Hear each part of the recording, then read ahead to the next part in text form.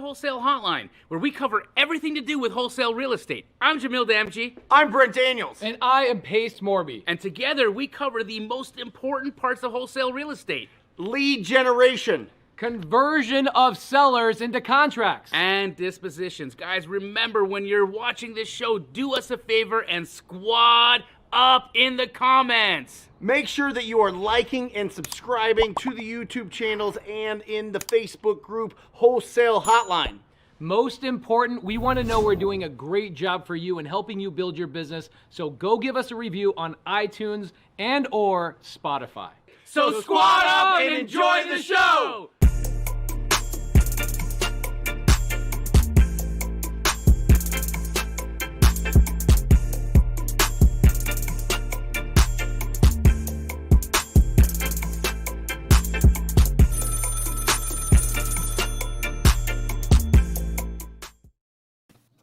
Welcome to Wholesale Hotline number 95. This one is really exciting because we are going to be talking about selling deals to the hedge funds. Let me give you a little bit of stats that I just Googled. All right. $60 billion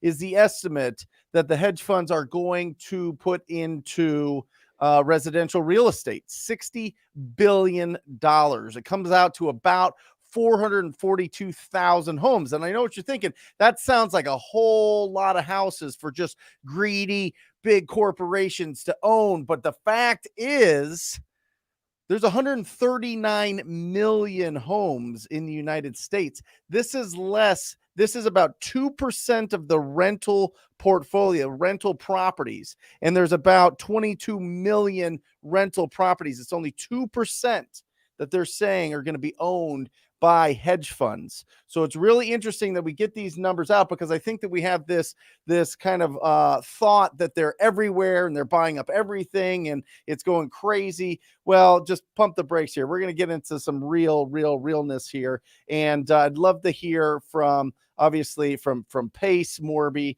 from Jamil Damji. What has your guys' experience been? And will you introduce our incredible guests on the hotline tonight? Yeah, so Jamil, I think, is having a little bit of internet issues tonight, so I don't know how much interaction he'll have, but let me unmute him real quick. Jamil, how you doing, brother? You got to unmute yourself. I'm doing fantastic. How about yourself, brother? Amazing. How much interaction are you having with hedge funds nowadays, with you and all your Keeley franchisees? We are definitely interacting with them. The taps are still completely turned on. They're buying as much as they have been. We haven't seen any slowdown in absorption. But I love what Brent is saying, because the majority of our business is done with mom and pop portfolio owners, mom and pop rehabbers, investors, small portfolios. It's I think that, yes, there is a lot, $60 billion is a lot of money, but in the grand scheme of it, it sounds like a drop in the bucket. That's interesting. I see properties. Most of the stuff that I'm seeing right now with hedge funds they're buying up our fix and flips. Jamil and I actually had a fix and flip this last summer that sold like $40,000-$50,000 over asking. And I don't know. I mean, I kind of want to get, we want to bring on today's guests, obviously Medium Wave Dave and Jeremy Gonzalez, which are both Sub-2 students and Sub-2 Mastermind students. Amazing guys. They are focusing entirely on hedge funds right now. And so we want to get their take on it. The conversations they're having with their hedge funds. What the heck is a hedge fund? Why are they buying? What's their strategy? I look at it and I go, man, these guys are genius, because what they're doing is they're buying up the retail space at very high prices, hiking the prices up, making it nearly unaffordable for the average homeowner. And then what they're doing is they're going and also buying apartment complexes, and they're raking in the money on also rental income, right? So they're basically raising the price of a home so high that the average person can't afford it, and they're pushing them over into apartment complexes. But then Brent comes to the table and goes, well, dude, they're only buying 2% of the market. 2% of rental properties. What's that? 2% of rental properties, not even 2% of the market. Wow. Like the market, we're at 15.9% of properties in the United States are rentals. 15.9, and 2% of that is the amount that the hedge funds are buying. 2% of the 15%. Well, Brent, here's way smaller than you think. Here's what I want to do. I want to let's introduce Jeremy Gonzalez and Medium Wave Dave. Guys, welcome to the show. Medium Wave Dave, are you in Long Island right now? You're muted. I muted you because you had reverb. I'm in Brooklyn right now, so probably got a little background noise. There we go. You're in Brooklyn. Jeremy, where are you at? You're in Birmingham, Alabama. Is that correct? That's correct. And you two gentlemen are partners that have recently linked up. Not recently, actually, you guys have been partners probably primarily most of the year. And your exit strategy, or your strategy and how you're selling your properties, is primarily through hedge funds right now. Is that correct? It's pretty much 100% of our business right now. Okay, so Jeremy and Medium Wave Dave, why don't you guys tell us, what the heck is a hedge fund doing buying up all this property? What have you guys figured this out? What's going on for the listener that's watching right now? 300 plus people are sitting here wondering what the heck is a hedge fund and why does that matter in wholesaling real estate? Yeah, so basically the hedge funds are playing a long game.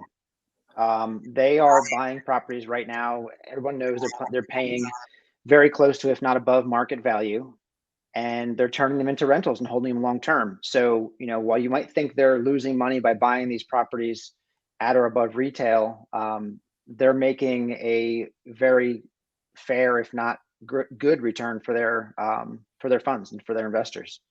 When you look at a 5 or 10 year outlook. So that's interesting. Jamil brings this up all the time, which is like, as long as I see institutional buyers pouring money into the market, it doesn't make sense for us to continually talk about a market crash coming, right? It's like, right. If these guys are pouring capital in at nearly full retail prices, we sold a deal last Friday to a hedge fund. We literally, there's an agent brought the deal to us, and we just took the lead and we went to a hedge fund and go, do you guys want to buy this? And we made a $10,000 spread, right? At full retail. Agent got paid. We got paid. Hedge fund is buying it over retail. Yep. And I'm looking at this and I'm like, these hedge funds are pretty dang smart. Is this, Jamil, is this telling us that we don't have any immediate crash coming up? I mean, look, I don't have a crystal ball, but here's what I do know is that these institutions pay extremely smart people to think up theoretical crystal balls. More money than I can spend, more money than you can spend, more money than even Brent Daniels can spend. Okay? They are spending all that money on research and head shrinkers in there determining the moment they start to flicker or even pivot a portion, that's when I'm going to say it's time for us to take a look at what might be coming around the corner. Until then, I'm going to let the 9,000-pound gorilla continue to push its path in front of me, and I'll walk in its wake. Love it. Okay, so let's get into it, right? We've got a couple of questions in here. Kaylali asked the question, will hedge funds buy only fix and flips, or would they buy my wholesale deal? So I can tell you right now, Medium Wave Dave and Jeremy Gonzalez have a wonderful answer for this. Medium Wave Dave, I'm going to continue to mute you, just FYI, because what happens is Jeremy Gonzalez speaks, and for some reason it's coming out of your speakers, and then your laptop is picking it back up. So when you're maybe that's the trick. So Jeremy, let you answer this question for the audience. Will a hedge fund buy only fix and flips, or would they buy my wholesale deal? So they will buy anything that fits their buy box. Okay, so if you think of a typical fix and flip, I'm going to say that is probably not their buy box right now. Coming into the end of the year, funds are being very cautious. And it's not because they think there's a market turn. It's simply because it's the end of the year and they're just being careful with their books. But you're not going to get anything that's generally over a $30,000 rehab with most funds right now. So that is more like your light flip, your lipstick flips. that's perfect for them. But a full gut rehab that's going to be a $50,000 to $100,000 rehab, most funds will not touch that. And, Okay, and why is that? What is the reasoning behind that? What's the thought behind that? They're buying so many properties that they can't get enough help to do a $90,000 rehab when they're buying hundreds of them a month in certain cities. Okay, so is this kind of what was going on with Zillow, where Zillow basically threw in the towel, like, dude, we can't get people to even do the freaking work. Like, we're getting our butts handed to us. Is that what was going on? Part of it. I mean, they were overpaying. I don't know that. I don't want to speak to exactly what their issue was because I don't know the whole story behind it, but that definitely played in. None of these funds can get enough manpower to do all their flips, or I shouldn't say flips, their rehabs, to then turn them into rentals. Okay, this is probably going to be one of the most popular questions of the evening, so we might as well knock it right out of the park right now. How the hell do I even get my foot in the door with a hedge fund? Do I go to like Home Depot and go to a hedge section and I get a hedge trimmer? Like, what the heck is a hedge fund? Another question right here is a hedge fund a larger version of a hard money lender? So a lot of people have a misconception of what a hedge fund actually is. And if they don't know what it is, they definitely don't know the answer to this question, which is, how do I get my foot in the door with said hedge fund? The short answer is networking. You just like everything else in your business, you need to build your network. You need to be out there talking to people, providing value to people. And, if you talk to enough people, eventually you'll get in front of the right person who either will open a door for you or who, will actually be a hedge fund manager or an analyst or whoever it happens to be at the fund. And you just build the relationship naturally. Okay, so there's no like a website or something I can Google, like what hedge fund is buying in my neighborhood, what hedge funds are active in my neighborhood. There's nothing I can do to preemptively, or do I have to wait for like a REI meetup or like some sort of networking event to figure this out?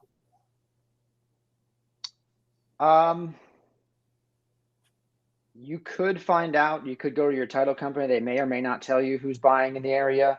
If you happen to know the names of some hedge funds that are some of the bigger ones, you can go to their websites and see if they're buying in your area. I would say if you looked at like a prop stream and just got a list of who's buying, a lot of times that's not going to tell you because they put them in different entities and you won't know that it's, hedge fund ABC because it's listed as, 1, 2, 3 Corp. Listen, okay, got it. All right, so let's go into a couple of these things. Okay, real quick, Pace. Just so that if anybody needs, listen, if you're in Phoenix or Arizona and you need to be hooked up, send me a DM. I'll hook you up with the hedge funds. All right, there you go. That's how you do it.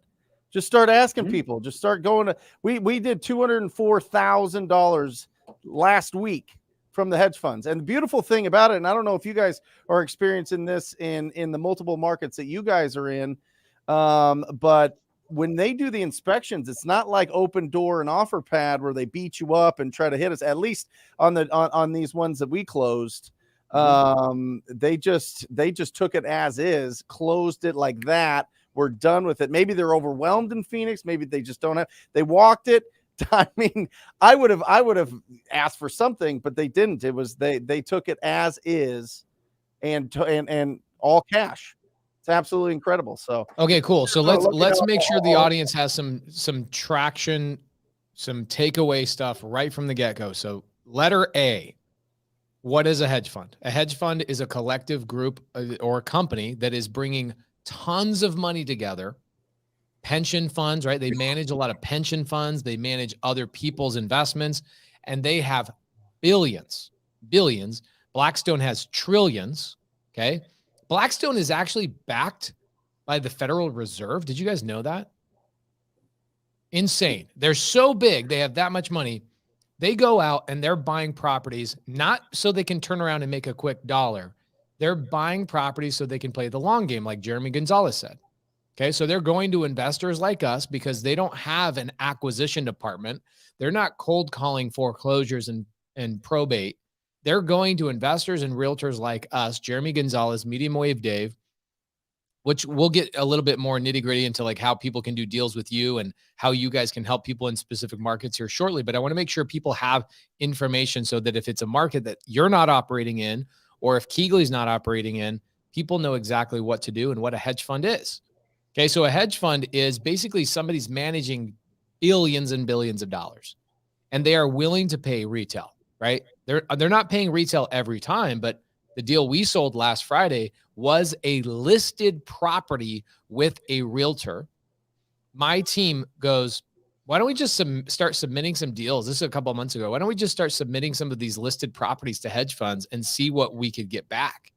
And we're actually running into profitable deals, 10 grand here, 12 grand there, 15 grand there. We're taking properties that are currently listed, getting them under contract, and then selling them to the hedge funds. Okay. Just did one last Friday, $10,000, real quick deal.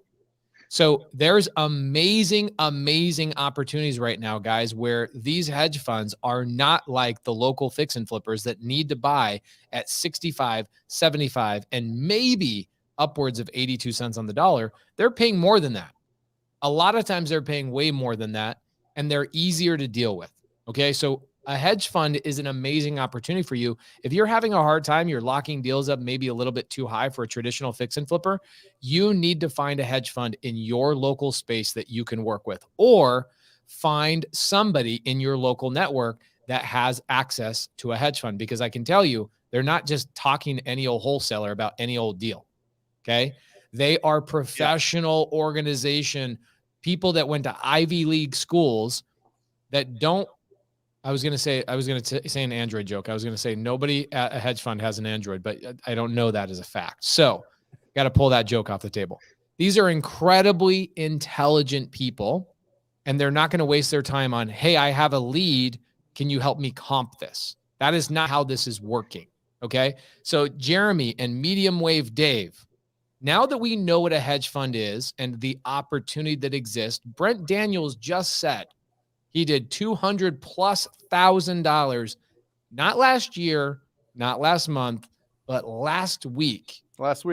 Just last week with hedge fund disposition.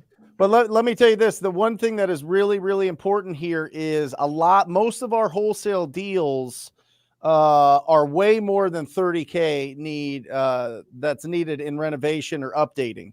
So you can't just bring these properties that need a lot. You're going to have to take it down, clean them up, fix them up. That's what we did to make those pace. It wasn't just 10 grand, just, like you did. We took them down, bought them, closed on them, fixed them up, the whole thing, and then got it out to them. So I think there's something important there. If you really want to get those big spreads, they have to be in good condition and a no-brainer for them. Do you guys agree, Jeremy and Dave? 100%. Yeah. And are you assigning anything to them? Hey, Dave, just remember, if you want to speak, you have to unmute yourself because you're reverb. So I constantly put you on mute. Well, did I get rid of the reverb? Well, I can only tell if somebody else is speaking, like Jeremy or something. Oh, okay. You guys just burned through so many talking points that I kind of tried to take quick mental notes on. Well, let's go through it, bro. Let's highlight you now that you got your fancy millennial head pods in. Shit, where do we start? And number one, hedge funds are people. Number two, how do you get their attention? They don't deal with onesies and twosies. They're not they're not in the business of being forward-facing direct to customer. That essentially is the marketing leg for them. That's like we run that side of the business to generate leads, to convert into deals, to like feed the beast. So like they'll never be like, we work together with them because like we're never going to compete. That's not what they do. As far as understanding what they want and why they want it, Jeremy will tell you, like, we were flat out told for them, don't try and figure out our algorithm. Like, this is a long game for us. So like working with any buyer, once you get a fund that's willing to work with you, and it's not because you're bringing them onesies and twosies, it's because you have a business like running at a level where you can continually feeding them things that fit their buy box. That's the other thing. Like, I had someone approach me the other day asking about something that was like 2 hours out in the in rural Atlanta. And, I had to stop them right there because the funds are like very specific on what and where they're buying. They don't just buy everything. We literally pull our data based specifically on what each fund's buy box. And no two funds buy boxes are created equal. There's a lot of similarities, but like we may submit one deal to one fund that the others won't even look at. One of them we may be able to submit to 4 funds. Totally depends on the property. What else? Brent was talking about. So in terms of rehabs, that is, I mean, the spreads are bigger, but definitely like they want turnkey. They're acquiring a massive rental portfolio. They're acquiring in areas that they plan on appreciating longer term. That's why like this is a long game for them. But they are more of a turnkey type buyer. I know I missed a bunch of things. I couldn't keep enough mental notes. But remember, like just like working with any end buyer, you're working with a person. You're building a relationship, and you're just feeding them exactly what they want. Like the way to do this business working with a fund is the same as you do it with whoever your top 3 buyers in your normal market are. What is their buy box? Go find them that. Don't try and turn this into a guessing game of, ooh, I got one that doesn't work as a wholesale deal. Let me see if a fund will buy it.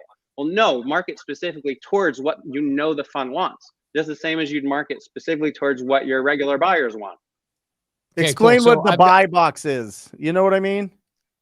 Good. Can I let me jump on that just real quick. I want to clarify 2 opportunities here. Yep. Okay, there's 2 opportunities here. There's an opportunity as the wholesaler who brings a deal to like a Brent Daniels who has a relationship with a hedge fund, or a wholesaler who gets a deal and brings it to any Keegley franchise and has Keegley sell it to a fund, right? Or a wholesaler that brings the deal to Medium Wave Dave and Jeremy Gonzalez in the markets that you guys are actively working in. That's opportunity number 1. Opportunity number 1 is that I'm a wholesaler right now, which is the majority of the people in the side chat, right? The majority of the people in the side chat do not have a relationship with a hedge fund, okay? It doesn't mean you even need to have a relationship with a hedge fund. It means you need to have a relationship with somebody else who has a relationship with a hedge fund, okay? So in the side chat, guys, I'm telling you, Medium Wave Dave or Jeremy Gonzalez, if you guys are on your laptop, I would continually type out what markets you guys are actively representing hedge funds in, so that people can reach out to your IG names, which are on your placard. Opportunity number 2 is what Brent just said. Brent said, I have a relationship with a hedge fund that I have taken the time and the energy to organize, make sure it's cultivated. I understand their buy box at a high level, so I can be a filtering mechanism for them. Brent takes a little bit of a bump on top. So you send Brent a deal. He's the one that makes sure that it gets handled, and he makes a little bit of money. There's 2 opportunities. These hedge funds are providing a tremendous amount of opportunity to wholesalers, not just wholesalers who are direct to seller, but also wholesalers that are saying, hey, let me represent you to the hedge fund, because that's what I've taken the time and energy to do, is to build that relationship. So now that you understand that, Dave or Jeremy, we would love to know, what the hell is a buy box? And why do we keep saying buy box, buy box, buy box? Is that like that freaking Netflix movie with what's her name? She was carrying around a bird in a box and she had a blindfold. Is that what that is? I don't know what movie you're referring to. I'm referring to the movie Bird Box. Sandra, okay. The it wonderful is Sandra what the Bullock. hell is a buy box? What is a buy box? Yep. So buy box is just what type of property they're looking to buy. So most funds, now they've said before, they're not all created equal, but a general buy box for funds is that they don't buy less than 3 bedrooms usually. They do not buy less than 1.5 bathrooms. They don't buy less than 1,000 square feet. But what if it's a really good deal? Like if I get a 2-bed, 1 bath and it's a crazy good deal, Jeremy? They're not going to buy it. They won't even look at it, right? The ones I deal with won't. Jamil or Brent, do you have any feedback on that? Can you convince a hedge fund to change their buy box? They're not into negotiating. They're not trying to be convinced. They're not trying to be sold. It's either a square peg, square hole situation, or it's on to the next. Love it. So they're very specific.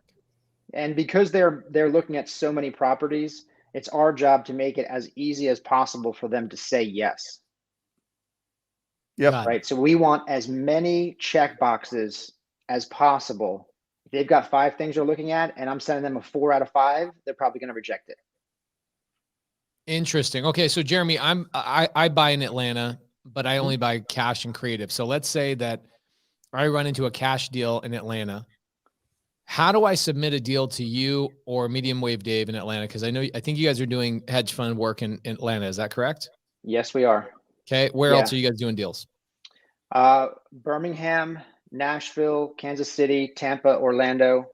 There's about 26 cities we can do deals in, but those are the ones that we have been marketing to.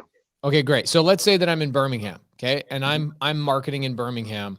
Do you know right off the top of your head what Birmingham's buy box is? And can you spout it off really, really quickly? Yeah, they're almost all exactly the same. 3-bedroom, 1.5 bath, 1,000 square feet, at least $1,000 in rent rate. No flood zones, can't touch a commercial property whatsoever. Can't be on a double yellow line. Rehab has less than $30,000. It can't be on a double yellow line. What does that mean? That means the house can't be on a major road, and it actually can't even touch a major road. So if you're on the outside road within a neighborhood and your backyard touches the highway, they won't buy that either. Interesting. So this gets really narrow really fast. 3-bed, 1.5 bath, 1,000 square feet minimum, $1,000 a month minimum in rent. You cannot touch a commercial property whatsoever. Correct. You can't touch a busy road whatsoever. Man, this gets narrow really fast. So they're buying the insides of neighborhoods only. Yeah. Yeah. Okay, what else? What else do we got? Power lines, school districts, what else? I would say we don't look at school districts. If you have a high tension power line, they're going to most likely turn it down. Christine Morales just said no HOAs, no pools. I want to touch on that for a second. We absolutely buy in neighborhoods that have HOAs. Yep. But you have to be careful because the HOA cannot restrict rentals. And you're starting to see more of that right now. In the higher end properties, you're starting to see neighborhoods saying no rentals going forward because they're starting to see too many funds coming in and turning their beautiful neighborhood into a rental neighborhood. But now the pool situation, they will absolutely buy properties with pools, but it costs $12,000 to fill one in. So you just factor that into your deal. Are they filling in pools? Yeah, it's a liability thing. They're the ones that I'm dealing with. They won't take a pool. They've got to fill it in. Interesting. This is a rental. Jamil, have you guys been interfaced with hedge funds that will buy with tenants or will buy with pools? The ones that we work with won't buy a pool ever. They won't. Now it's new that I'm hearing that they'll fill a pool. That's a new pivot, and maybe the guys on the front lines of my disposition team, they might have had that new note that they'll buy with a pool. But up to my knowledge, they were buying with no pools. Again, same reason, liability issues. Interesting. Okay, so let's say that I am working with a hedge fund. I find one of these deals, Jeremy, or Jamil. Now I've got Jamil on the screen. Are you guys noticing that these hedge funds are dropping their price after inspection, or are they pretty firm on it? They are. It's not like your typical Open Door or Zillow or OfferPad where they're going to give you. They're going to say $250, and then they're going to beat you up after inspection, and they're going to close at $2.25. Their inspection is more of a yes or a no. Yep. They're going to go in. They're going to make sure there's no cracks in the foundation. They're going to make sure that there's, the rehab is kind of what we said it was going to be, and they're going to basically say, yeah, we're good. We already factored in 20,000 plus in rehab. Even a pretty house is going to get that. They're going to paint it. They're going to change some things, and they're going to factor in about 20,000.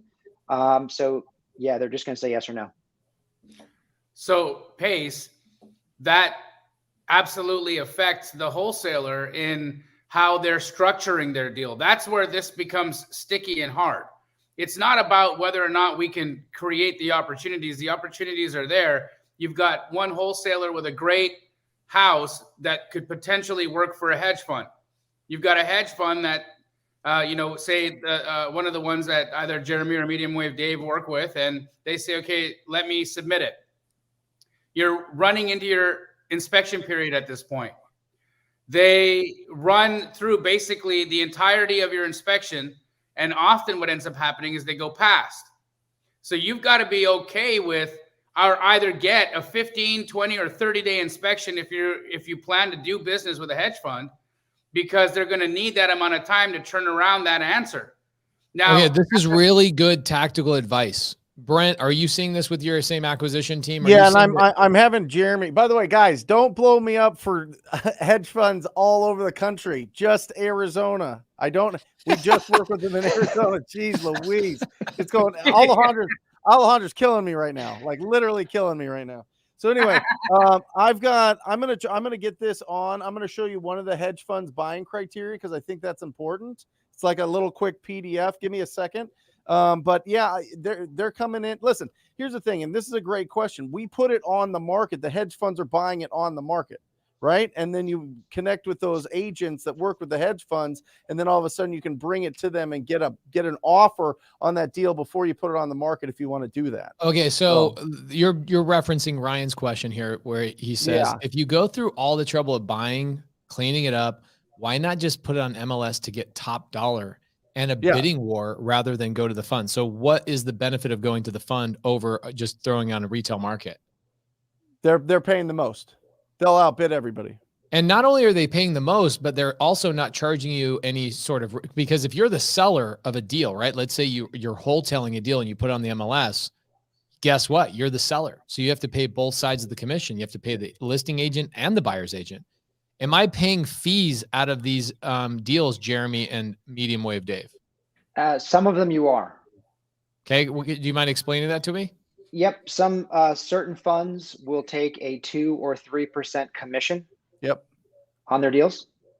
So, yes, you don't have to list it, but you are still going to have, depending on who it is, either 2 or 3% agent commission. That's just a way that they get a little extra money, I guess. Most of them have it. Ooh, so Ingrid Hernandez, really smart gal here, local in Phoenix. She's a real estate agent. She says, as an agent, some hedge funds have an assignment ceiling. I've seen 2%. Are you guys seeing any sort of assignment ceiling where they don't like big old fat juicy assignments? We don't assign to them. Okay, how are you doing this? We're double closing everything. Okay, you're double closing everything. Is Jamil and Brent, is that how you guys are doing this as well? Yeah, we're double closing. We have a few that we assign to. We've built long relationships with the ones that we are assigning to, and it's, over a year-long relationship, and we had plenty of back and forth, and they weren't accepting that in the beginning. Today, they do accept assignments from us, but that was, it took a long while for it to get there. For the most part, it's a double close, or you buy, close, hold, sell.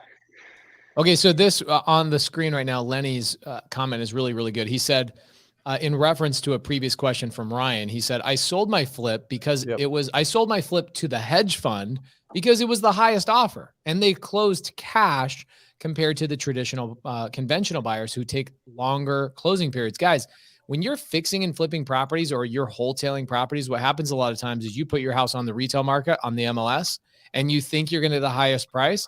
Well, first off, we've already answered that. The hedge funds, for the most part, are paying more than the average homeowner is. Secondly, you don't have to pay as much in commissions. But I think more importantly is when you have hard money on these types of homes, I don't think you want to sell to a conventional buyer that's going to take 30 days minimum, upwards of 90 days.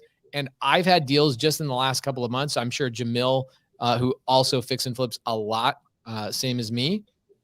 We run into conventional buyers that they're approved, and then something stupid happens to the escrow where they lose their funding after I sat on that deal for 20 to 45 days just for their lender to say, sorry, we can't fund the deal anymore. And I paid hard money costs that entire time. Then I have to put it back on the market. And the buyers that are looking at that now back on the market, they don't know that it was because of the buyers prior and their poor funding. They think it's me and my house. Now my house has the scarlet letter on the house.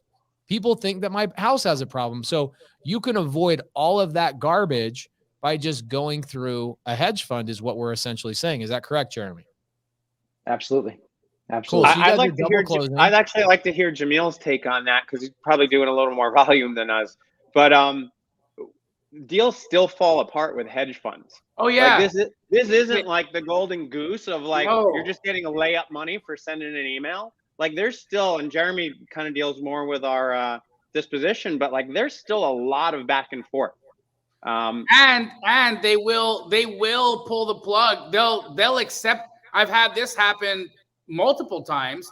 And this sucks because it's not like you can have a, reprimand your hedge fund for pulling this. But I've had a deal and multiple deals where they'll commit to it, they'll pass inspection, and then for some reason, about 72 hours typically before close, they'll say, you know what? Sorry, we're not going to actually buy that one. The earnest money is yours. Send us the next, please. No. Yeah, dude. They will absolutely do that. They will absolutely do that. So they'll happily walk away from their earnest money just so they don't have to commit on the deal. They won't fight you on it. They won't. They're sorry about it. They just say, hey, look, this house doesn't work for us at this anymore. Our criteria changed. Something changed over the weekend, or something changed in the last 48 hours, and we're making a slight adjustment. Yeah. That adjustment means that we can no longer deal with this kind of property, and that's it. The decision is made. There's no one to convince. There's nothing that can be done. Square peg, round hole. Can't do it. On to the next. Bring us a square, please. Okay, so this question is going to come up over and over and over, and I'm going to hit this dead on, okay? Most of the people that have access to hedge funds don't want you to know how to find hedge funds. Okay, I'm going to just say it flat out. Okay, and you guys can understand why that is. That's like going to my car dealer and saying, hey, can I just know exactly how to go to the manufacturer so you don't make your fee? Guys, people develop relationships with hedge funds by networking and by finding them on tax records. Write that down on your little notepad. You can pull up tax records and see who's buying. Okay. Now you're going to have to do some research. You're going to do some reconnaissance. You're going to be looking on PropStream and then pulling up LLC documents and seeing who owns the LLC. Most of these hedge funds are buying in hundreds of different LLCs, not just one. You're going to have to do the work. Nobody's going to just give you the name of hedge funds necessarily, because then they get cut out of the deal. Are we all on the same page here? This is why we are dancing around this question. Write it down. Other people have done the hard work. They've built the relationships. That is the answer to you. Do you want to go find a hedge fund? Great. Go pull up tax records. Go find who owns the LLCs of. In fact, it's really easy. You can go on PropStream and you can pull who's buying the most properties in a given year and pull up the LLCs that are buying hundreds of properties. That's a hedge fund. Okay. Then pull up that LLC, who's the owner, find their website, reach out to them and say, I'm a wholesaler and I'd like to submit deals to you. What department do I reach out to? It's pretty simple. Now, it's a lot easier if you just go through a Jeremy, a Medium Wave Dave, who have the relationship with these hedge fund buyers, because most of the guys that are replying to them are freaking busy and you have to get their attention. So the relationship is the attention. They've already earned the attention. So my suggestion to you, if you have deals to submit, Scott Jenkins, for example, says, hey, I've got a deal I'm about to list. Can I just submit this to Jeremy and Dave or Jamil or Brent? The answer is yes. For your first 5 to 10 deals to a hedge fund, just go through somebody else who's going to coach you along and teach you about the buy box and has already done the brain damage. Let somebody else make the money. Have we sufficiently answered this question? Because I promise you it will come up again if I didn't hit that home. All right. Yeah. So Chad, my junior acquisition manager's dad, is a real estate agent that I would refer anybody that DMs me to go talk to him to work with the hedge funds. He's got a direct line. That's the connection. Here's the buy box. Can we share this? This is the stuff that they're looking at and the stuff that they're not. This is Amherst. Of course, you could Google. I mean, you could put in Amherst, but they're not going to be buying that in your area. This is their max price, their min beds, min baths, year built, the whole deal, right? You guys see that, okay? Now, will you give me the second page? Second page here is what we buy, okay? This excludes modular, manufactured home, townhomes, condos, multifamily, or attached single-family residential homes, Class A homes located in desirable neighborhoods and good school districts. Look at that. They have 2 bullet points of what they buy and a lot of what they don't buy, right? Jeremy's smiling. He knows. I mean, Dave knows. I mean, Jamil knows. I mean, this is This is as of last month. So who knows? Terrell asks, is that accurate? That could have changed yesterday. Well, just like Jamil said, listen to me. They will literally email you on a deal that's supposed to close tomorrow and say, sorry, our funds are dried. Our funds are gone. We're just done. If they turn off for a specific time frame period, Pace, that's exactly what they do. And they don't turn off because of markets moving or things changing. They turn off because something might be happening in the plumbing upstairs, and they got to figure out what they're doing the adjustment on. They move like machines. And so sometimes they got to turn the entire robot off so that they can tinker with something, down the line. And then they get that thing figured out, they tinker with it, and then they turn the robot back on and away we go. That's how it's done. But that's the problem with working with them, is that you're working with a clunky machine but the thing is that it takes the biggest bites and it pays the most money. But you called it, Jamil. It's a machine. It has no emotion. There Zero. is no emotion. Okay, so Jeremy, I've got a question for you. So let's say that I've got a deal, right? I've got a deal in Atlanta, for example, or let's say Birmingham, okay? I have a deal in Birmingham, and I would buy it as a cash buyer for 200 grand to turn into a fix and flip. And let's say the ARV is 300 grand, and I'm going to put 40 grand, let's say 30 grand into it, right? I would buy it for 200 grand, put 30 into it. After my closing costs, my hard money costs, I'd probably walk away netting like 40 grand, maybe 50 grand if I'm really lucky on that deal as a traditional, just regular ass fix and flipper. Okay. What would a hedge fund pay for a similar house like that? It fits their buy box, less than $30,000 or less of renovation. I'm going to buy it as a cash buyer at 200. What would a typical hedge fund pay for something like that over a typical cash buyer? So ARV is 300? Yes, sir. If you have the right fund, in the perfect world, all the buy boxes all checked, you could realistically get them to pay 275 in that condition. So for me, that is troubling for me as a fix and flipper, right? So guys, I'm not just a wholesaler. I'm a fix and flipper. I know Jamil is also active in fix and flip. I buy and hold a lot, probably 1 to 2 rentals a week. Okay. I look at that and I'm like, holy moly, somebody's willing to pay $75,000 more than me on a property that I was only planning on making $30,000 on. Yeah. This is a tremendous opportunity. So Jamil, you probably out of everybody on the screen are doing the most volume, not probably 100%. I don't know anybody in the country doing more volume than you. But my question is, how long is this rodeo going to last?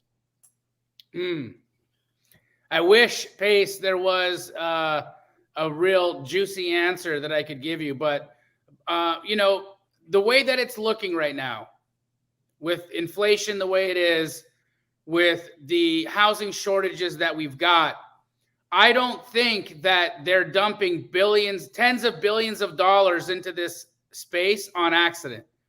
I believe that we don't have the capacity going at the current rates that we're coming right out of a pandemic with all the supply shortages you and I have experienced in the building industry, with all of this shortages in manpower to even do work.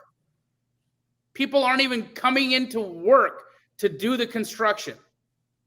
So when you put that coupled with the fact that housing is protected somewhat against inflation, there is, in my opinion, very little evidence to say that the rodeo ends within the next at least 18 months. Got it. Okay. Jeremy or Medium Wave Dave, how quick does it take for a hedge fund to lock up a property under contract? So let's say I have a contract. Let me re-ask this question for you, because this could be misconstrued. Yes. I speak a different language than you guys. I can decipher what people are really asking. So let's say I have a contract and I go to you, Medium Wave Dave or Jeremy, and I go, hey, I've got this house under contract. I've got a 10-day inspection period on it. Will you let me know if the hedge fund you're dealing with will buy this deal. You come back and you say, yep, they're good to go. How much time does it typically take from the day they say yes to my deal until they close that deal? Okay, so I'm going to take a step back actually and say, if you came to me and said, I've got 9 days left on my inspection period and I've got to give you a yes or no, it's very possible that that's going to be short. And I'm not sure we're going to have enough time because we've got to get it to the fund. They've got to give us a price even, which could take a couple days. And then they've got to schedule an inspection, which could take them a week to schedule the inspection. And when they schedule it, it's probably going to be a few days out. So the chances of them getting inspection scheduled within 2 weeks of the time I first put the property in front of them, there's a high likelihood you're going to miss your inspection window.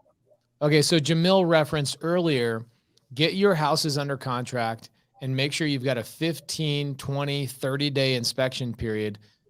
Brent, do you have a specific time frame you're telling your acquisition department to put these under contract for in terms of inspection period to make sure you have enough time? When we're buying them? No, yeah, you're double closing, right? No, I've been closing and fixing them up. Yeah. Yeah, some actual flips. We haven't talked. Kind of wild. Yeah. I feel like I need to take you to dinner and get caught up to speed. I didn't know you guys were taking down properties and flipping them. Yeah, it's a wild world. Well, it's because of these hedge funds. I'm telling you. I mean, they've been paying above retail once they're fixed up. I mean, we saw comps at 330, and then they're giving us offers at 345. Like, what is going on here? You know what I mean? So are you getting numbers from them before you go forward to fix these properties, or you kind of just, that it is in their buy box, and so you're gambling and rolling the dice? So what I've been doing, Pace, is because the appreciation's gone bananas this year. If it's a newer property with similar, under $30,000 worth of repairs or upgrades needed, we're going to take it down. We're going to get the new floor, new paint, new appliances in, and then put it on the market. And that's how we grabbed the first hedge fund agent that was representing the hedge fund, because they're in the MLS as well. Now they would prefer not to bid on the MLS because they can just go direct to the owner of the property. So we've done that as well, just taking it directly to them. Say, hey, what can you give us on this? They throw out some ridiculous number. We're like, that's crazy.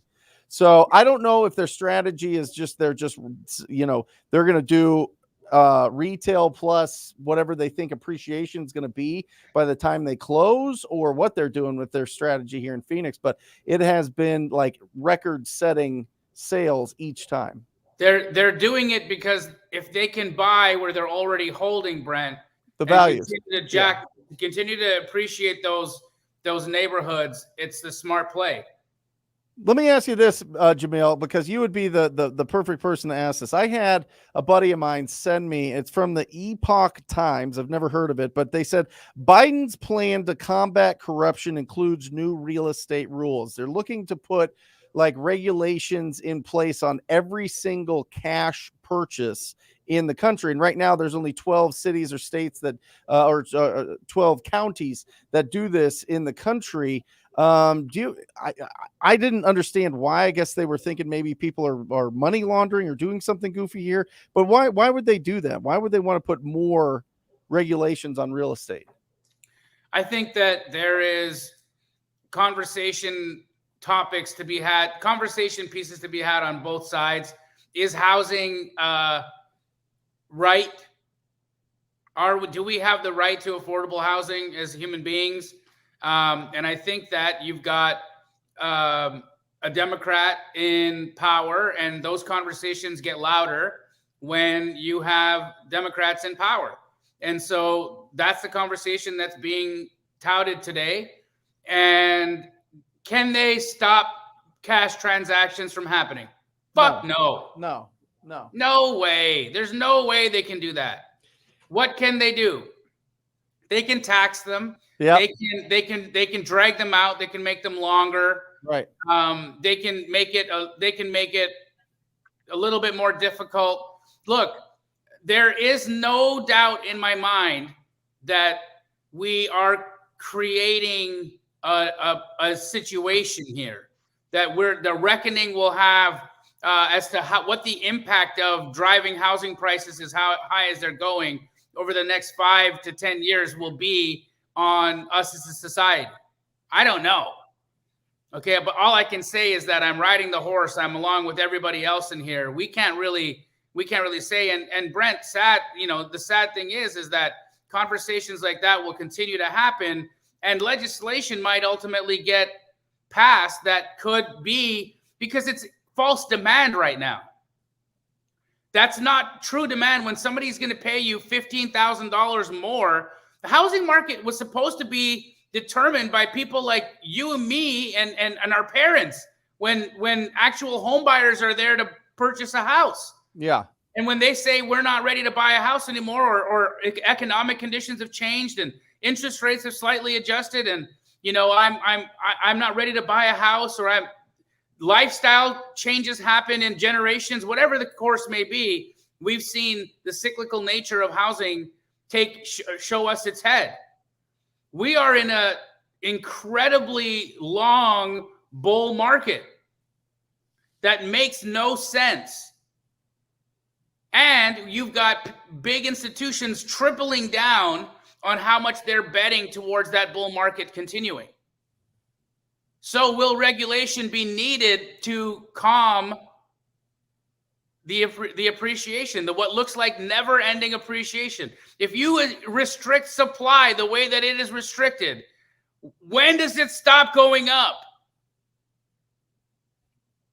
It's a super cycle, bro. We're in a super cycle for sure. Here's a great question. Any 4 of you guys on the screen can answer this. I'm going to go through a handful of questions I see in the side chat. Let me be the mediator and make sure we get all these questions. Why do you double close more than assignments with funds? Do they not like it when they see your profit? I'll say most of them don't care about our profit whatsoever.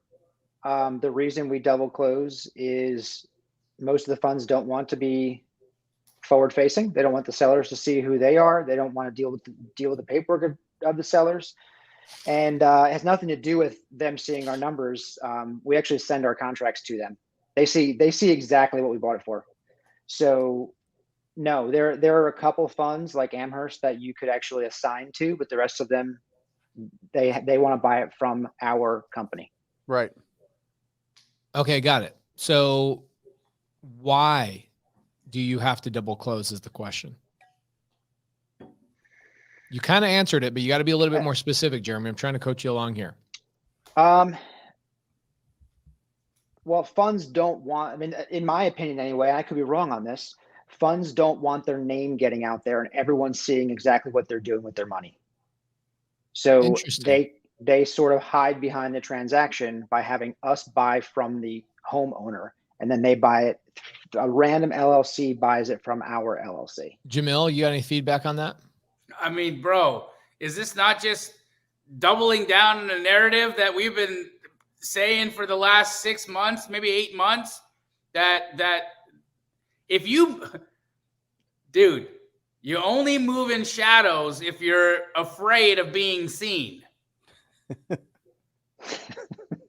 I'm from the street. Okay. The guys who would like carry burner phones was because they couldn't talk on their phones because they were talking about stuff they shouldn't be talking about. You don't have a burner phone if you're not a bad guy. Okay. You don't. And I'm not saying they're bad guys. They're great guys. They're doing whatever. They're doing business. But they know that there's going to be a point where there's going to be just not enough supply to carry on. The conversation I had with, and I could be wrong here, but I'm pretty sure it was Invitation Homes. I went in there early on in my wholesaling career, and they were doing a little bit, and they told me, now this could just be, BS or whatever else, but they told me that they can't show big assignment fees on their quarterly reports.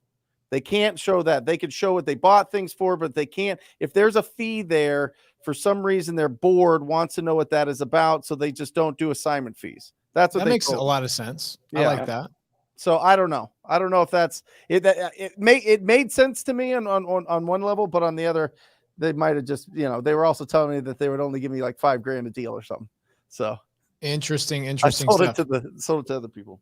Okay, so Rob Chambers asks, so can you negotiate with the hedge funds ahead of time when you buy a fix and flip and to fix and flip it to the buy box? Brent, I think they're more aligning that with you, that question. Yeah. Sorry. So can you negotiate with, yeah, we do.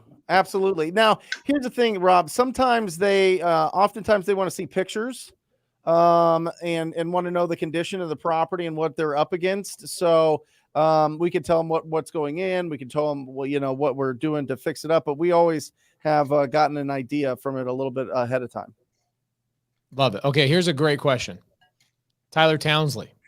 Do these hedge funds care whether there's a long-term tenant in there or not? The funds are all different. I've heard that some of them right now are restricting buying anything with a tenant in place. That's relatively new. That's kind of come in the last week or so. And these rules change what feels like daily. So normally you do have the ability to take a tenant for 6 months or so.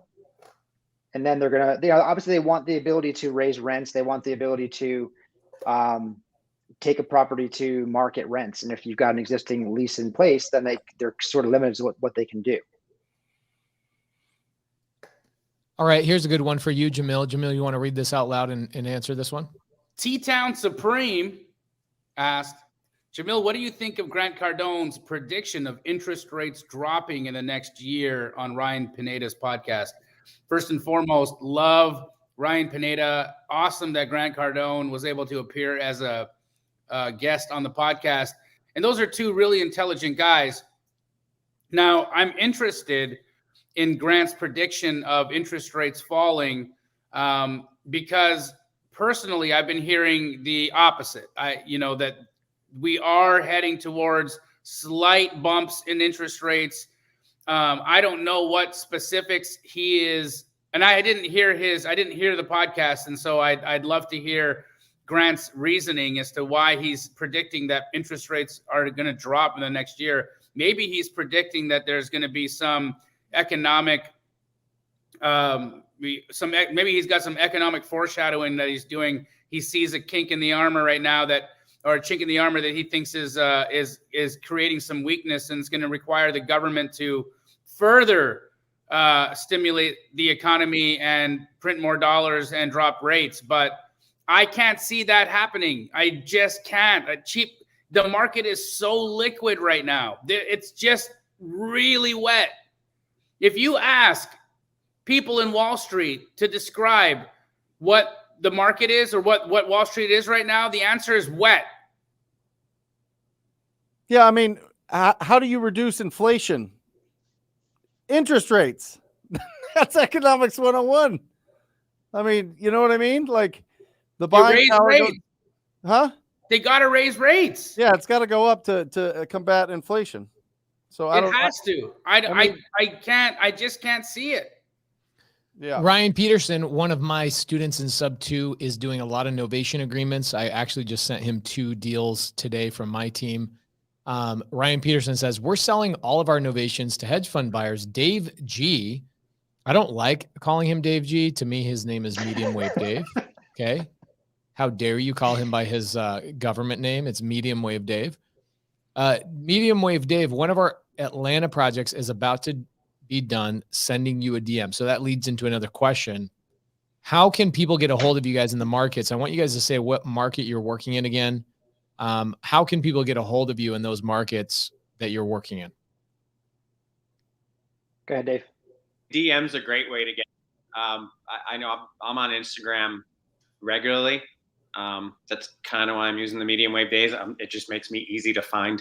And then I have a reference point for our conversations. Obviously, like you guys understand, once things scale, you're getting hit from all over the place. So Instagram's a great way, get into the DMs. Yes, I love it. I love it. Isn't this funny? I called it at the beginning. This question will come up 1,000 times. So guys, one thing I got a text message from one of my mastermind students during the show. And he said, hey, give your audience a tip. that 80% of my hedge fund buyers are coming from LinkedIn. They're coming from LinkedIn. So if you guys want to find hedge fund managers, a lot of times if you go to LinkedIn, you'll be able to find hedge fund managers on LinkedIn. LinkedIn is one of the most slept on resources on planet freaking Earth. I'll tell you that much right now. So start there or go back to the very beginning of this episode and re-listen to the other things that we talked about. All right. So, this is really, really good. A lot of really good questions. I'm trying to figure out which one would be the best one right now. Hey, Pace, while you figure out the best question, we skipped over our markets. So can I just go ahead and list the markets that we're Yeah. We had Dave say it, but I want you to say it multiple times. And you guys, by the way, when Jamil or Brent or myself are talking, you guys should be typing it in the side chat multiple times. I can't get in the side chat for some reason. I would have typed it in there. Are you on your Android? No, I'm just on my laptop. Okay, I got it. So we are currently buying in Atlanta, Tampa, Orlando, Kansas City, Birmingham. We have about 26 markets we can work in, but those are the ones where we have been actively marketing in. Also Nashville and Memphis. That's pretty much it for the ones we're actively marketing in. And say that one more time for the people taking notes with a pen and paper. All right, Birmingham. I'm going to add a couple here. Birmingham, Atlanta, Charlotte, Tampa, Orlando, Nashville, Memphis, Kansas City. There are other cities we can certainly do business in, but we choose not to. We can do business in several Texas markets, but we don't love it, so I don't promote that. Like we can do Houston, San Antonio, Dallas, but we just don't have a lot of success there. Cool. So let me talk about this for a second. This is my opinion. Jamil's talked about this a lot, talking about the liquidity in the market. Okay. So what happens to a hedge fund? Let's say the market crashes tomorrow. Hypothetically, what happens to a hedge fund? Guess what, guys? They stop buying, but guess what? They don't lose any money. This is a long play for them. They're not flipping houses. They're not flipping houses. And are they paying cash for this or are they getting loans, guys? Cash money. It's their money. So this is an interesting thing too. A lot of people I see a lot of comments in the side chat saying, this can't go on. This can't go on. This can't go on. Guys, in 2006, 7, and 8, no hedge funds were buying houses with cash. The majority of buyers nowadays are putting down massive down payments down. A lot of times they're seeing lenders are seeing 50% down payments. There are more cash transactions going on, cash money transactions going on right now than ever in history. We don't have a lending problem. This is not a lending problem like 2006, 7, and 8. It's not. So with inflation and printing of money and all the things that are going on, guys, this is not stopping. Mark my words. Somebody mark my words right now. Timestamp this. We are not having a crash for a minimum of 36 months. Minimum. This is going to continue on. The government's going to print more money in 2022. Okay. There's going to be more government assistance. There's going to be more and more and more. And guess what? I'm sorry to say this, but there's a high likelihood that the Democrats are going to get office again, and we're going to keep printing money. So the the only way to outbeat inflation, the only way is not crypto. You guys, crypto is unproven still to this day. Only 3 or 4% of the entire population is on crypto. Okay. It's still unproven. Real estate is the only way to outbeat inflation. These hedge funds are brilliant. They are taking their money out of other asset classes and dumping it into real estate. This is not ending anytime soon. Now, I can say that their buy boxes are going to change. How much cash they have month to month and quarter to quarter is definitely going to change, but this hedge fund thing is not going to change. Open doors not going to stop. Offer pads not going to stop. These guys are going to continue and continue and continue. And as more and more fund managers catch on to what they're doing, there's only going to be more Amhersts. There's only going to be other companies. Look at First Key. First Key is a hedge fund that came in. I don't know who they merged with, but I think they merged with somebody a couple of years ago. First Key came into the market back in 2015, guys, and they were doing this back 6 years ago, overpaying for properties. And back in 2015, I was hearing from other people that got their butts handed to them in 2008. Oh, this is going to end any minute. It's going to end any minute. Since 2012, dude. I'm telling you, it's bananas. Yeah. I mean, I think a lot of people saw the Zillow thing pace and they're like, aha, the other shoe's going to drop. This is going to be, this is going to be the beginning. But how is it end. different, Brent? All of these. Listen, Zillow tried to do something that is not Zillow's DNA. That's what happened to Zillow. Listen, Zillow is a service. Zillow is the most gangster cold callers in the country, by the way. I don't know if anybody knows this, but Zillow's #1 marketing channel is cold calling real estate agents to give them thousands of dollars a month to send them leads from their website. That's their business. Their business is not buying and flipping houses. All right. They got over their skis because they thought that Open Door and OfferPad had an easy model and they were going to throw a bunch of money at it, and they screwed it all up because they didn't have the right people. That's it. That's the reason. All right.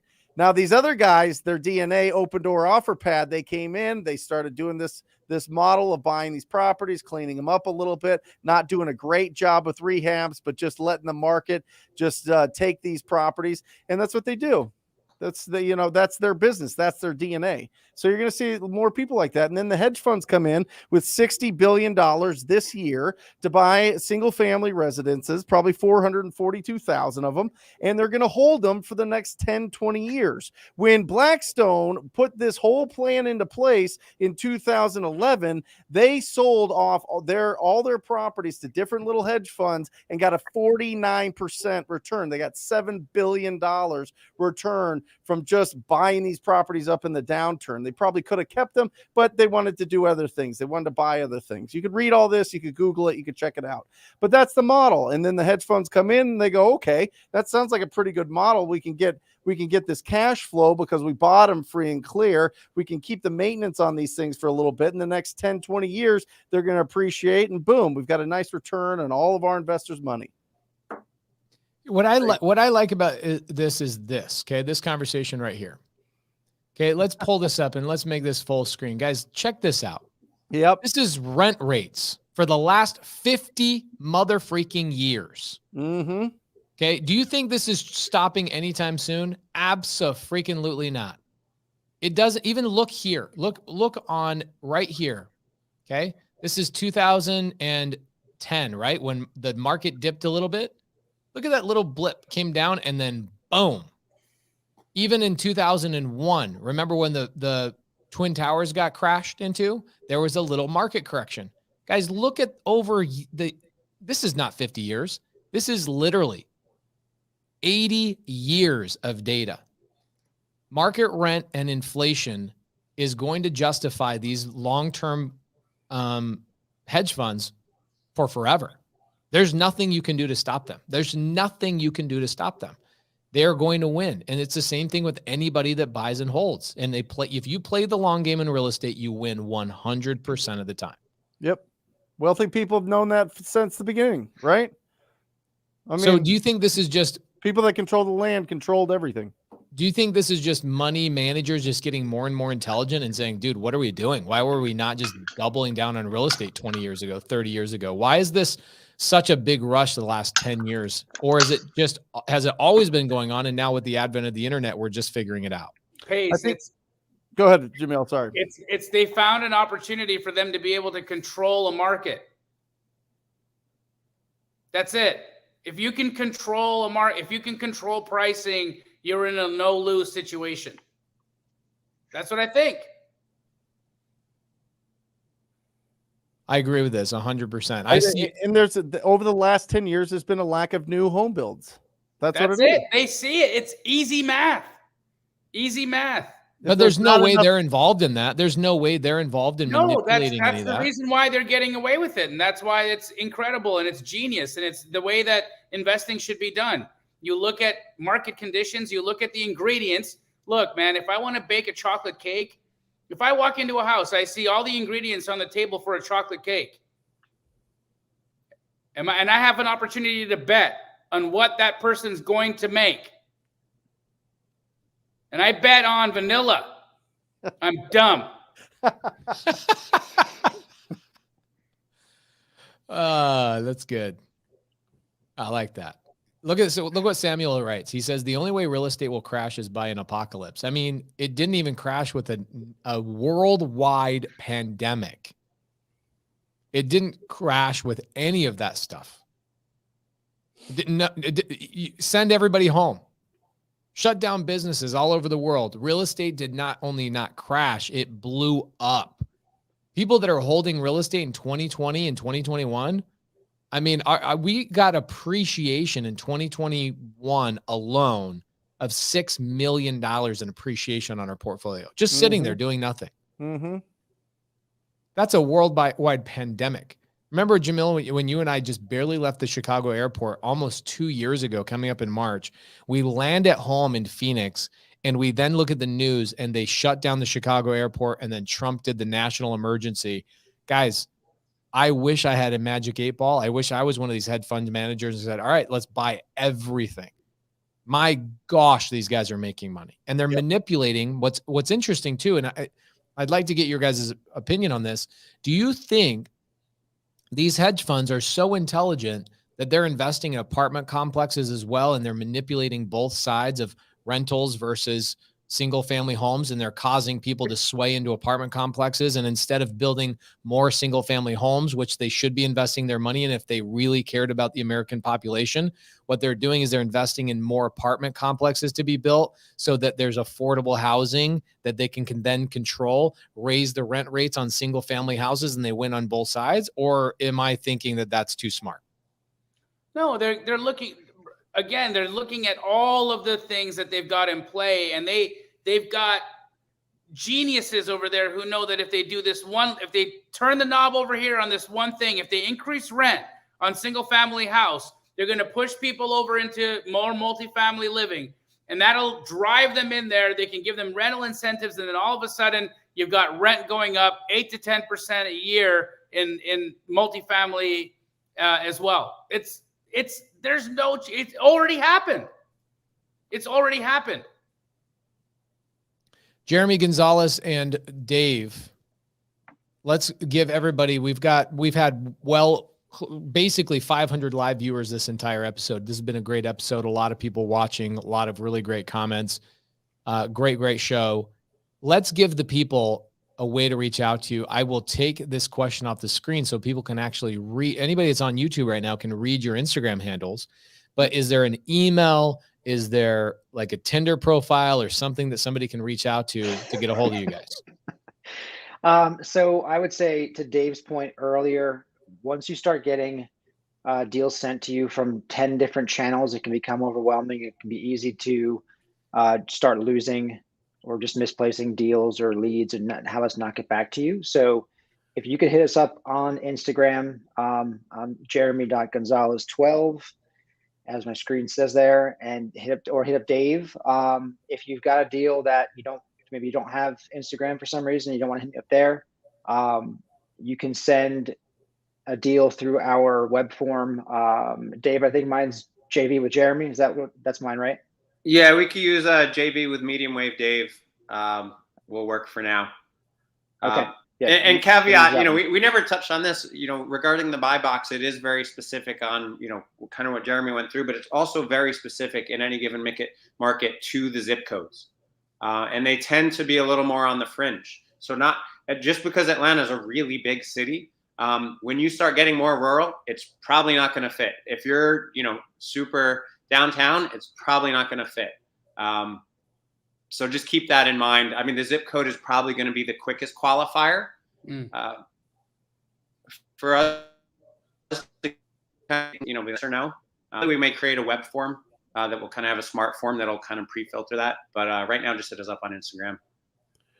Okay, so Jamil, I know I was on the phone with somebody today in Washington, and he says, hey, I need to get a hold of Keegley franchises because I've got deals coming at me from all over the place, PPC leads all over the nation. And I need to get a hold of somebody at Keegley that knows where all the franchisees are because I want them to submit deals to their hedge fund buyers. How can I get a hold of somebody in one of your guys' dozens and dozens of markets all over the country in order to work with you guys? Couple of ways. Easiest is always DMing me. I've got Nino in my DMs looking for specifics or emails or DMs specifically like that. So if you've got a deal in a market, we'll connect you to the franchise. Or you can also email Jesse at Keegley. It's JESSE at Keegley.com. Okay, thank you for that, because what I did today is I texted this gentleman with Jesse, right? And I just said, hey, Jesse, connect with this guy. This gentleman in Washington sends me a text like an hour before Wholesale Hotline. He goes, dude, I got 2 deals sold through the Keegley franchises just in this afternoon since you connected me with Jesse. So wow, guys, Jesse at Keegley.com if you need access to multiple Keegley franchisees. Brent Daniels. Yeah. If I have a deal in Arizona and I want to submit through you to a hedge fund, is it you I reach out to, or is it Jeremy on your team I reach out to? Yeah, Jeremy at Offer Arizona. Okay, Jeremy at Offer Arizona. And what should I have in order? Like, let's talk about this for a minute. If I'm a wholesaler and I'm submitting a deal to you, Jeremy, what is your pet peeve? Is it just like, hey, here's my address? Here, let me know what my price is. Is that okay for me to do? Or do I need to have like certain criteria, photos? What do you really want to see in an email when I send you an opportunity? Yeah, if you can put the address in the subject line, that way I can see that first. So I can just look it up real quick and see if it's in even a zip code I'll buy. And then I don't require pictures, but I'm going to have to know a little bit about the condition. You know, if it's a extensive rehab, if it's a light rehab, and then if you can give me what the fair market value is or ARV of the property, that way I know if I should even waste my time looking it up. Interesting. So how do you know it's a $1 million house? Yep. Tell me it's $1 million house, $1 million ARV. I know funds aren't buying $1 million properties. If you tell me it's a $100,000 ARV, it's too inexpensive. They're not buying that either. You know, the sweet spot's really between like 150 and like 300. And then certain funds like in Atlanta and Nashville and Charlotte and Florida, we can buy up to 500,000. So, you know, you start going over that and we don't have any buyers there. Interesting. Jamil, are you seeing anything different than that? No, it's funny that he mentioned the inexpensive home being ones that they shy away from. Think about it, guys. Incentivization wise, there's still a human being there that's processing the deal, that's getting paid a commission in order for that deal to get bought by the fund. And so they want that number to be as optimized in their favor as possible. So 250 to 375,000 is great because that's a nice little acquisition fee they get to take right off the top. You start submitting houses that are $100,000 or less, they're not, even though they might make their buy box, they're not trying to buy that. Okay, so this question's been popped up a handful of times. Medium wave Dave, I'd love for you to answer this question if possible. And if Jeremy needs to, because he's more on the dispo side, feel free to pass it over to him. But could you please read this out loud and answer this question? Yeah, so Kara asks, how do you get updates of the buy box in terms of funds on a weekly basis? They update you? So yes, that's exactly it. Like Jamil said, this is about having the relationship. So, you know, we're in contact with the funds daily because things can change. Like they really can change that fast. Like Jamil said, it can literally turn off overnight. So yeah, it's just having the relationship and having the constant communication. Remember, you're dealing with a human. Even though it's essentially a robot, you're still dealing with a human. So the same as you would keep in touch with your regular wholesale buyers, that's what we do with these buyers. Jeremy, on your team, what's his email again? Brent Daniels? Just put it up there. Jeremy at Offer Arizona. Jeremy at offerarizona.com. It's funny because I get people that say, why do you guys have to repeat like the same thing 85 times? You guys watch the whole show, you'll realize that people come in like 20% in, 40% in, 80% in. And sometimes they just barely miss when Jamil or Brent actually give some information away. So Jeremy at offerarizona.com. That's who you reach out to. However, don't send him deals in Connecticut. Where should I send you deals, Brent? What buy box, what area, all that kind of stuff? Well, it's mostly Phoenix. Yeah, mostly the greater Phoenix area, Maricopa County. What about Pinal? I don't know. Are you working in Pinal, Jamil? Yep. There you go. So Love it, love it, love it. Okay, great. So Jeremy, and we'll split up Medium the Wave state a Dave, little bit. how many different hedge funds are you working with, or are you just focusing on one? About 11. Woo! There's no way there's that many hedge funds. How do you find your deals, guys? Have we touched on that? I don't think we've touched on that. Yeah, we fill orders. That's how we find them. Like Dave mentioned earlier, if you look back probably, I don't know, less than 6 months ago, we just decided, hey, you know what? Why don't we start filling orders rather than going out there and just randomly trying to find deals and then wait and then try and find a buyer? We found our buyers, the buyers of the funds.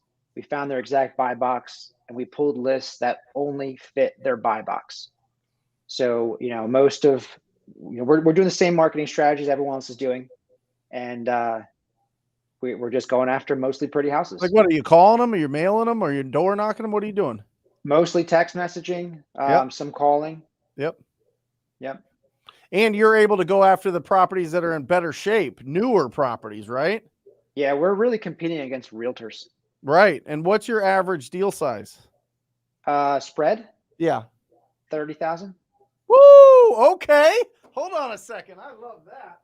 30,000 on this? Come on. That's awesome. That's awesome. And we're not even pulling a special list other than a list that, like, when I go into PropStream and pull the data, like, it fits the specific buy box and the zip codes, and we don't pull outside of that. Right. So there's nothing special. If anything, we may have less competition because we're literally just going after high equity data. Everyone's hitting the pain points. For us, like Jeremy said, we're kind of competing with realtors. So is there a script that you guys are using differently than other people? I'd say once I have the conversation, because we're not, Dave and I aren't cold calling. So we get the leads in from our VAs, and the conversation I have with the seller is simply, I walk through the numbers and I just let them know, hey, if you were going to sell it for 300,000 with a realtor and you're going to take 2 to 3 months to sell the property, you're going to spend about 10% between realtor commissions, closing costs, and concessions. So you're going to net around 270,000. You can do that, or we can buy it from you right now for 265, and we can close in 30 days. Love it. Are you guys using startvirtual.com for your VAs? We absolutely are. Are you happy with them at all? We love them, but I will say, they're not plug and play.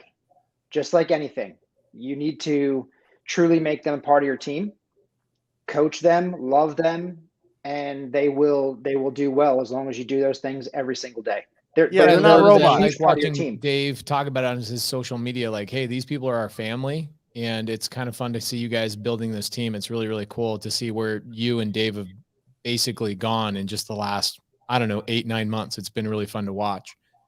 Couple of good questions in the side chat. Jamil or Brent, as I pull up these questions, you guys have any questions off the top of your head?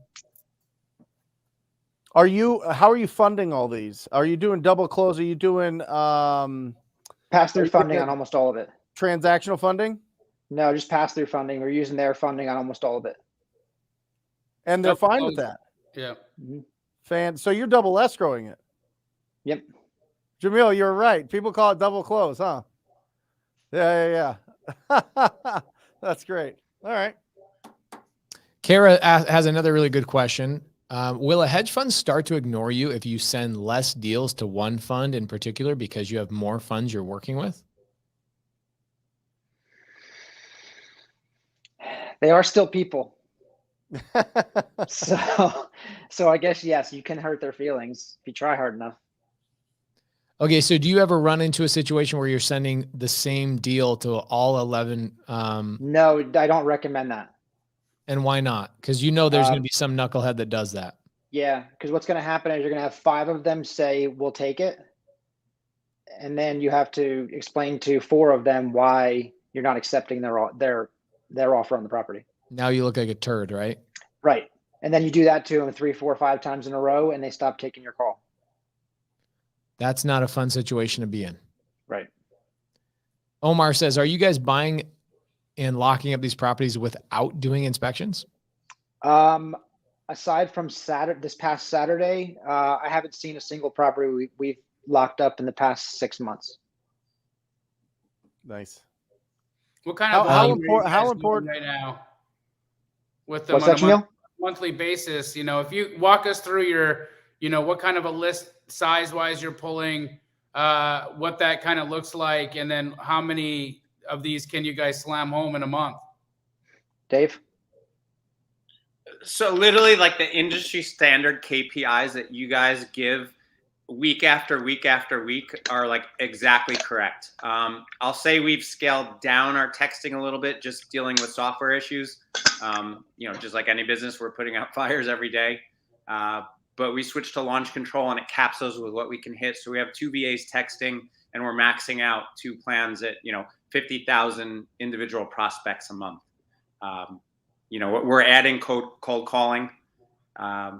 And, you know, it's a numbers game. Like for us, this is a volume play. We're just trying to get people to open, you know, raise their hand and say yes. But it's same thing. It's more or less right now, like 50 leads, you know, kind of we filter those out.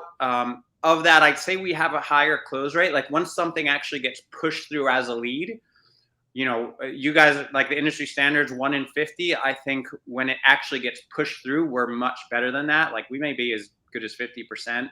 Of what we've underwritten, it works. We've sent contracts. I'd say our close rate's much higher.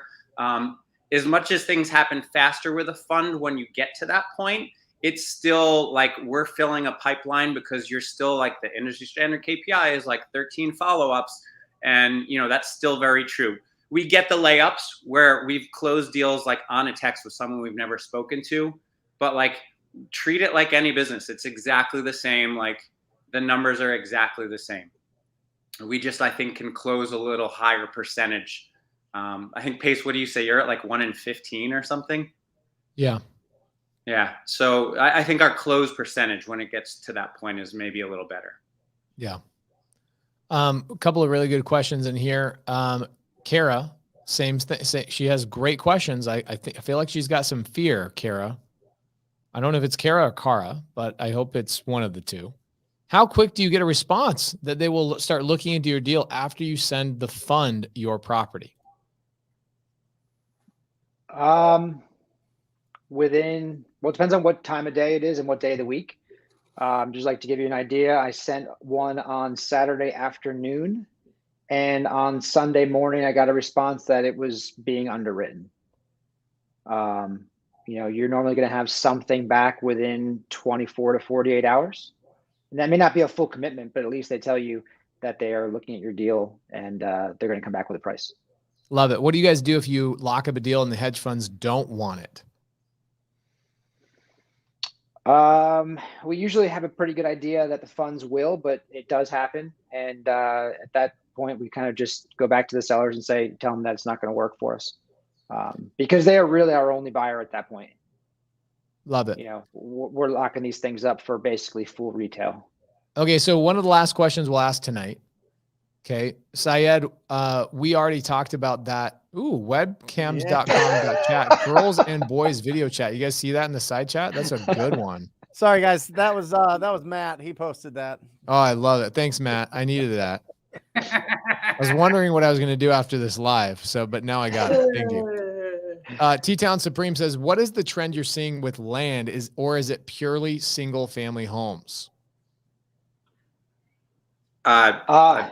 Yeah. Jeremy. Let's take that one. We're not doing anything with land right now. You know, my take on it is it's the, sorry, Jeremy, it's the, your median housing price. It's the same the way you guys would suggest to go into any market where there's median. And so that's where the funds are. They're not going the high end or the low end of the market. They're just going right where everyone is. The homes that everyone wants. So Brent, I would say that you and Jamil do more land than anybody else. I'd probably do 1 land deal a month. Yeah. What are you guys seeing with land right now? Is it hot? Land's fantastic. It's always going to be fantastic, but you're not selling it to hedge funds.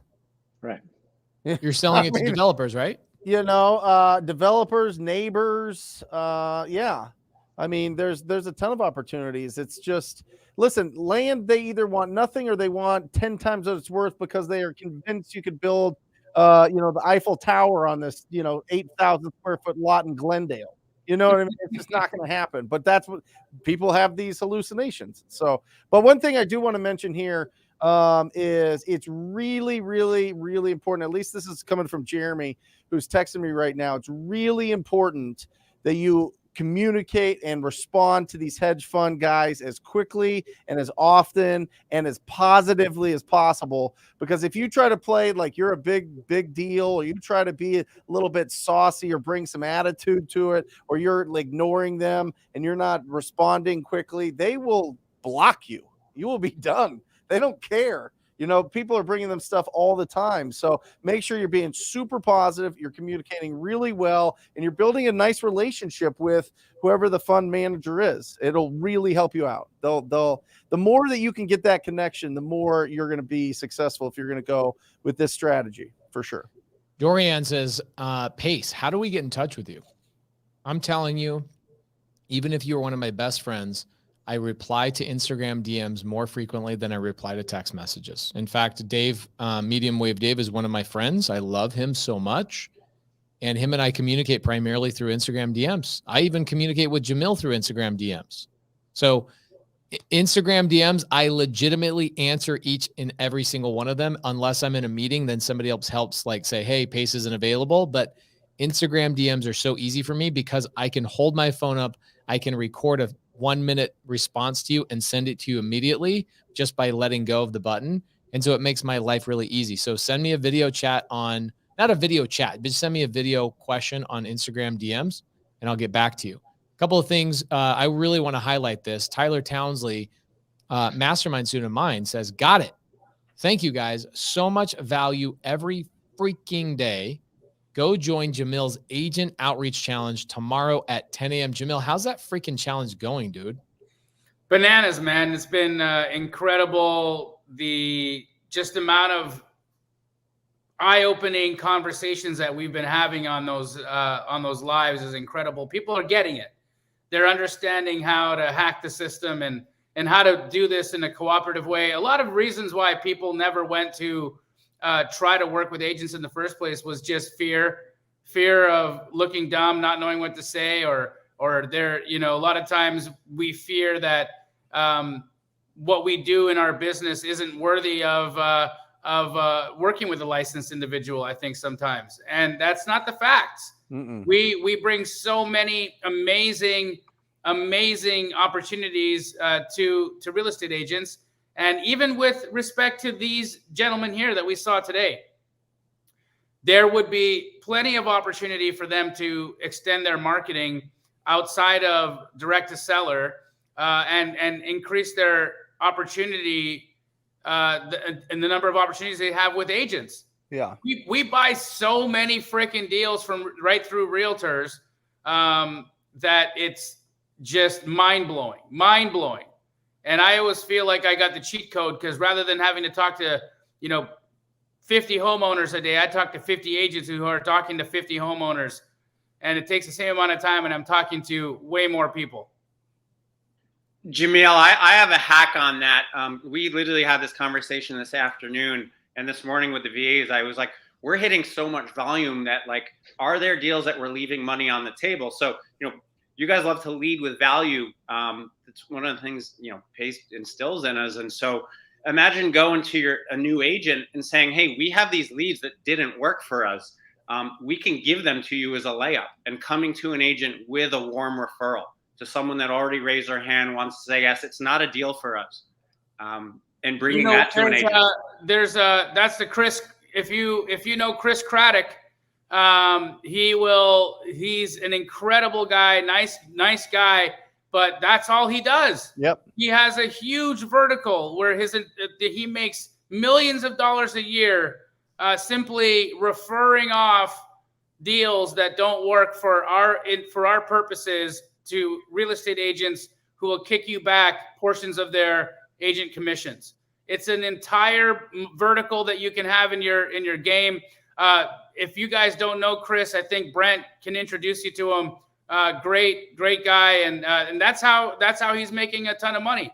There's so many ways to skin the cats, guys. So many ways to skin the cats. So many ways. That's it, Brent Daniels. You want to take us home?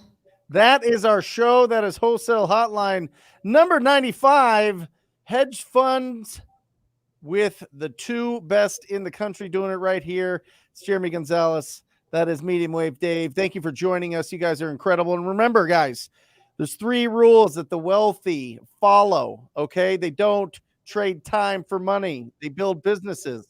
They make their money work for them. And number 3 is they're always increasing their value to the world. Go out there, do something special this week. Finish this year out strong. We love you guys. See ya. Or just say squat up. So squat up and enjoy the show. Yeah. Okay. 1, 2, 3. So squat up and enjoy the show. What are you doing? I didn't say nothing. Why? I don't know. Okay. So squat up and enjoy the show. Cool.